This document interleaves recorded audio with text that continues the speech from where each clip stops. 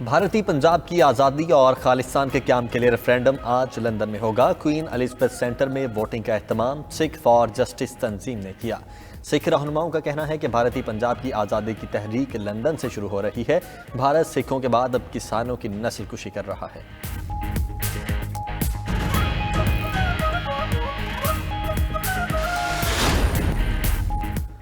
عالمی رہنما تاریخی کارپوریٹ ٹیکس معاہدے پر متفق ہو گئے۔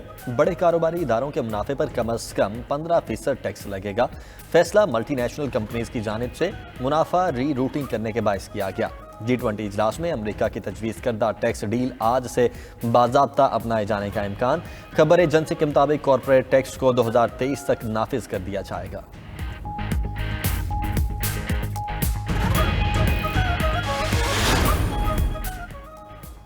سعودی اتحاد نے یمن اور قطر کے بعد لبنان کو بھی نشانے پر رکھ لیا۔ سعودی عرب اور بحرین اور کویت کے بعد امارات بھی لبنانی سفارتکاروں کو نکل جانے کا حکم۔ متحدہ عرب امارات نے اپنے شہریوں کو لبنان کا سفر کرنے سے روک دیا۔ کویت نے بھی لبنان سے سفیر واپس بلا لیا۔ لبنانی وزیر اعظم کہتے ہیں سعودی عرب کے ساتھ خوشگوار تعلقات چاہتے ہیں۔ لبنانی کابینہ نے گزشتہ دنوں یمن جنگ میں سعودی مداخلت پر تنقید کی تھی۔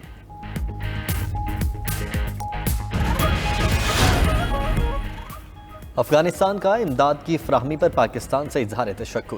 ذبیح اللہ مجاہد کہتے ہیں کہ پاکستان نے وعدہ کیا تجارتی گاڑیوں کے لیے تورخم بارڈر 24 گھنٹے کے لیے کھولا جائے گا۔ مسافروں کے لیے بھی بہت جلد سرحد کھول دی جائے گی۔ ادھر طالبان نے کورونا وائرس کی ویکسین روس سے لینے کا عندیہ دے دیا۔ وزیر صحت کلندر آباد کہتے ہیں کہ روس کے بعد دیگر ملکوں کی ویکسین بھی حاصل کی جائے گی۔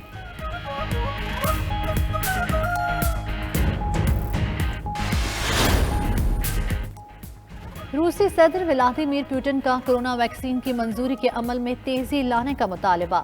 G20 اجلاس سے ویڈیو لنک خطاب میں کہا آج بھی کئی ممالک میں ویکسین میسر نہیں ہے۔ عالمی ادارہ صحت کو ویکسین کی منظوری میں تاخیر نہیں کرنی چاہیے۔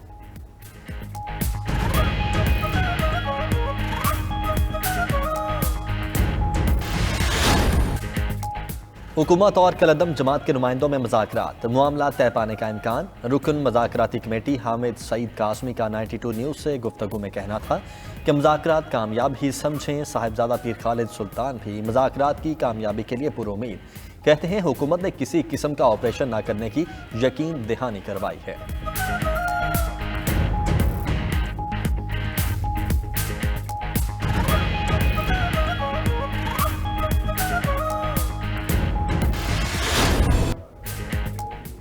وزیر اعظم نے وزراء کو کالعدم جماعت کے خلاف سخت بیانات سے روک دیا۔ علماء و مشائخ نے ملاقات میں بعض وزراء کے بیانات پر اعتراض اٹھایا۔ سعد رضوی کی رہائی کا مطالبہ بھی کیا۔ عمران خان نے کہا عدالتیں رہا کرتی ہیں تو اعتراض نہیں ہوگا۔ سفیر کو نکالنے سے فرانس کو کوئی فرق نہیں پڑے گا۔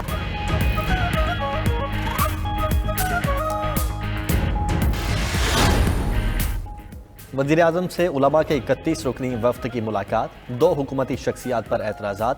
ذرائع کے مطابق علماء نے کہا کہ ایک وزیر کے سخت بیانات مذاکرات سبوتاژ کر سکتے ہیں۔ علماء کے اعتراض پر متعلقہ وزیر نے پریس کانفرنس نہیں کی۔ علماء نے ایک حکومتی شخصیت کی موجودگی پر بھی اعتراض اٹھایا۔ عمران خان نے انہیں مذاکرات سے اٹھا دیا۔ ادھر حکومت نے مذاکراتی کمیٹی کے ارکان کی تعداد 12 سے بڑھا کر 15 کر دی گئی۔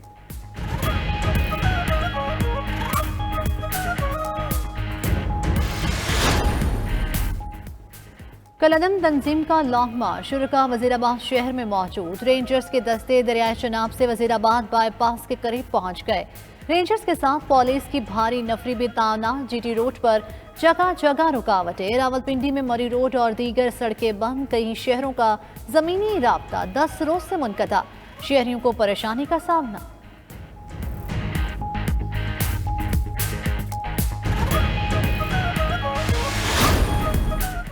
نیشنل بینک کے کمپیوٹر سسٹم پر سائبر حملہ، ملک بھر میں سروسز متاثر۔ سرکاری ملازمین کو تنخواہوں اور پینشن کی ادائی میں تاخیر کا خدشہ۔ ترجمان کے مطابق سائبر حملے نے بینک کی چند سروسز کو متاثر کیا۔ فوری اقدامات اٹھاتے ہوئے متاثرہ سسٹمز کو الگ کر دیا گیا۔ صارفین کا ڈیٹا اور سرمایہ مکمل محفوظ ہے۔ امید ہے پیر کی صبح تک ضروری سروسز بحال کر دی جائیں گی۔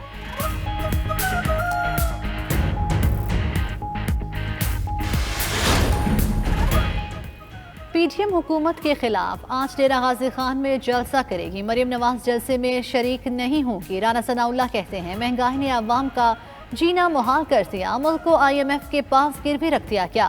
موجودہ حکومت جعلی اور ناجائز ہے، اپوزیشن نے لانگ مارچ کیا تو حکمران مشکل میں ہوں گے۔ موجودہ حکومت ناکام ہو چکی ہے، فوری صاف شفاف الیکشن کرانا ہوں گے۔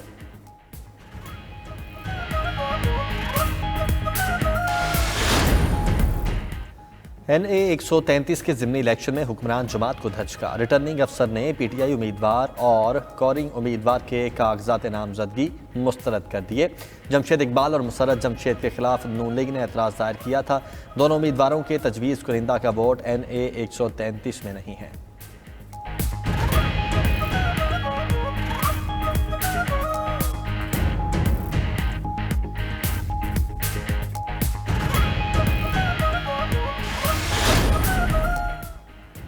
پی ٹی آئی این اے 133 میں بدترین شکست سے بچنے کے لیے فرار چاہتی ہے۔ خواجہ سعد رفیق کا کہنا ہے کہ شکست سے بچنے کے لیے حکومت کلندن تنظیم کا بہانہ بنا رہی ہے، چاہتی ہے احتجاج 5 دسمبر تک ہوتے رہیں، اسے الیکشن سے بھاگنے نہیں دیں گے۔ اگر کورونا کے دوران الیکشن ہو سکتے ہیں تو اب کیوں نہیں ہو سکتے؟ الیکشن کے موقع پر انہیں عوام یاد آ جاتے ہیں، خزانے کے منہ کھول دیے جاتے ہیں۔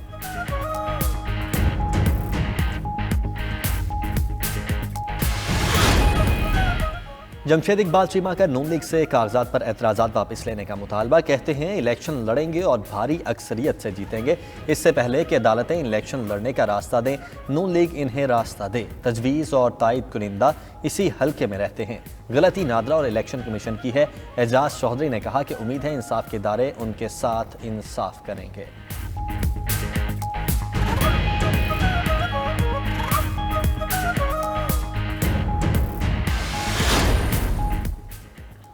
فیڈرل بورڈ آف ریونیو کی تاریخ ساز ٹیکس کلیکشن 37% زیادہ وصولیوں پر وزیر اعظم کی ایف بی آر کو مبارکباد۔ عمران خان نے کہا پہلے 4 ماہ میں 1840 ارب روپے کے ٹیکس محصولات مضبوط معاشی کارکردگی کا نتیجہ ہے۔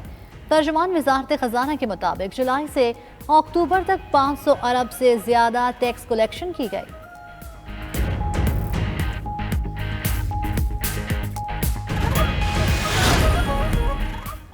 وزیر اعظم کا پیٹرولیم قیمتیں مزید نہ بڑھانے کا فیصلہ۔ اوگرا کی سمری مسترد، پیٹرولیم قیمتیں بڑھانے سے روک دیا۔ عمران خان کہتے ہیں کہ عالمی منڈی میں قیمتیں بڑھنے کا بوجھ حکومت خود برداشت کر رہی ہے۔ اوگرا نے 1 نومبر سے پیٹرولیم قیمتیں 11.5 روپے تک بڑھانے کی سمری بھیجی تھی۔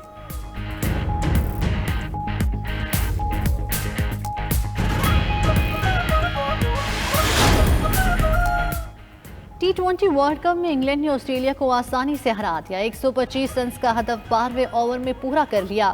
جوز ہٹلر کے شاندار اور ناقابل شکست 71 رنز۔ انگلش ٹیم گروپ 1 میں تینوں میچ جیت کر 6 پوائنٹس کے ساتھ سر فہرست۔ جنوبی افریقہ نے سری لنکا کو 4 وکٹوں سے ہرا دیا۔ آج افغانستان کا نمیبیا اور بھارت کا نیوزی لینڈ سے مقابلہ ہوگا۔